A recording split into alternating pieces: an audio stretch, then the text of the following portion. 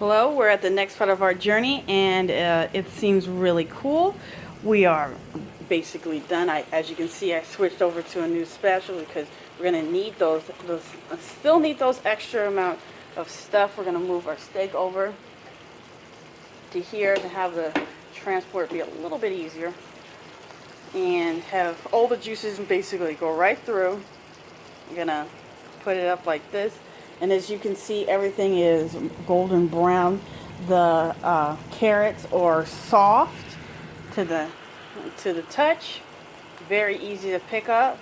If everything is not brown or soft, then you got to cook them more. This took a little bit faster, mostly because I feel like it was just hot enough to do it. But usually it takes about 30 minutes. So allow 30 minutes. And don't assume it's going to go faster because, you put it up a little higher. Because at the same time, you don't want to burn it. You're caramelizing. Caramelizing basically means you're turning something brown, not burnt. As you can see, the onions, carrots, everything caramelizing. We're going to try to get all this stuff up before we put in our last bits of vegetables. It just looks amazing. Smells amazing. Really do a great job of getting everything together. While you were waiting, you should have been cleaning up. That's one of the most important things you do in a kitchen is that you clean up after yourself.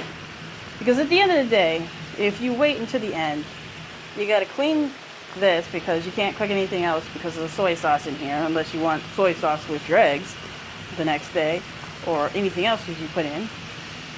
So that's a process because you got to wait till it cools, then clean it. So that's fun. Or anything, and if you were unlucky enough for it to spill somewhere,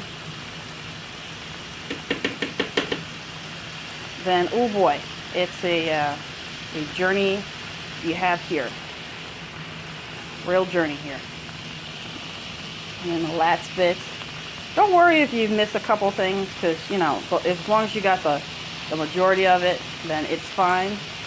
And you don't want to get up too much of the excess because the excess is extremely important for the next part. Now, if your skillet was big enough, then you probably added everything. But mine wasn't, so we're going to put our asparagus and everything else right in. Now, asparagus doesn't take a super amount of time to cook, but you also have to understand when you're taking out the asparagus out of can or anything out of can, unless the recipe asks for it, get rid of the excess. Excess is real bad because it takes away from the flavoring that's in and everything. And it just doesn't, it waters everything down. And it's just not okay. That means you're not paying attention to what you're supposed to be doing. And the whole thing about learning how to cook is paying attention.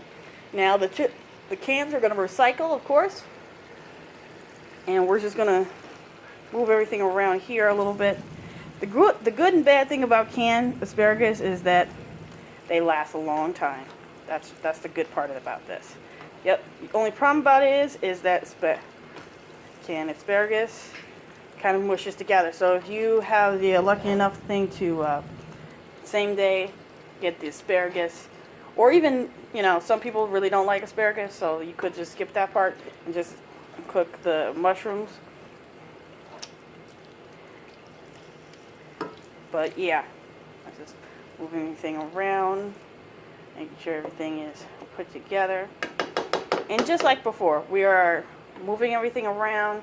And unlike the last time where we were trying to keep the excess, we're going to pour the excess onto everything else.